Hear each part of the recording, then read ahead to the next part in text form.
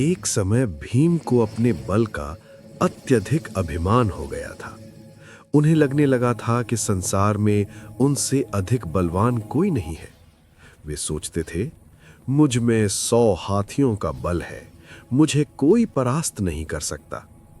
लेकिन भगवान अपने सेवक के हृदय में अभिमान नहीं रहने देते। इसलिए श्री कृष्ण ने भीम के कल्याण के लिए एक दिव्य लीला रची। एक दिन द्रौपदी ने भीम से कहा, आप श्रेष्ठ गधाधारी और महान बलवान हैं। गंधमादन पर्वत से दिव्य वृक्ष के कमल पुष्प ले आइए, मैं उन्हें अपनी वेणी में सजाना चाहती हूं। द्रौपदी का आग्रह भीम टाल न सके। वे गदा उठाकर गंधमादन पर्वत की ओर चल पड़े, निडर निश्चिंत मदमस्त हाथी की तरह।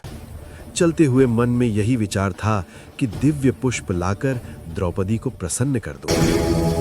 मार्ग में अचानक उनके कदम रुक गए। एक बड़े पत्थर पर एक वृद्ध और कमजोर वानर बैठा था। उसकी लंबी पूंछ रास्ते में फैली हुई थी, जिससे आगे बढ़ना असंभव था। भीम ने कहा, ऐ वानर, अपनी पूंछ हटाओ, मुझे आगे जाना है। वानर ने कोई उत्तर नहीं दिया।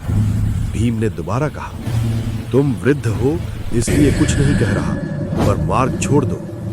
तब वानर बोला, मैं बहुत बूढ़ा और निर्बल हूं, स्वयं पूंछ हटाने में असमर्थ हूं। यदि आप चाहें तो मेरी पूंछ थोड़ा हटा दें और आगे बढ़ जाएं। भीम के भीतर का अभिमान जाग उठा। उन्होंने सोचा, एक कमजोर वानर की पूंछ ही तो है। उन्होंने बाएं हाथ से पूंछ उठानी चाहिए, पर वो हिली तक नहीं। दाएं हाथ से प्रयास किया, फिर भी पूंछ स्थिर रही। क्रोधित होकर भीम ने दोनों हाथों से पूरा बल लगाया, पैर से पत्थर का सहारा लिया, पर हर प्रयास निष्फल रहा। अंततः भीम थक कर निढाल हो गए। तब उन्हें बोध हुआ, यह कोई साधारण वानर नहीं है, यह अवश्य कोई दिव्य शक्ति है। भीम का अभिमान टूट चुका था। वे विनम्र होकर बोले, मैं आपको पहचान नहीं सका, कृपया मुझे क्षमा करें और अपना परिचय दें। तब वानर उठ खड़ा हुआ, भीम को गले लगाया और बोला, भीम, मैं पवन पुत्र हनुमान हूं, श्री राम का सेवक और तुम्हारा बड़ा भाई। श्री कृष्ण की आज्ञा से मैं यहां आया हूं ताकि तुम्हें यह स्मरण करा सकूं कि बल और शक्ति का अभिमान नहीं करना चाहिए।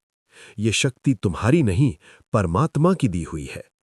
यह सुनकर भीम की आंखें खुल गईं।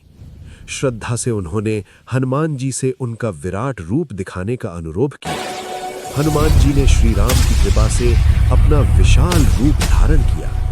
भीम विस्मित रह गए, कभी चरणों की ओर देखते, कभी आकाश छूते मस्तक की ओर। भीम हाथ जोड़कर हनुमान जी के चरणों में गिर पड़े। हनुमान जी ने कहा, भौतिक पद, धन और बल नश्वर है, केवल परमात्मा की कृपा ही शाश्वत है।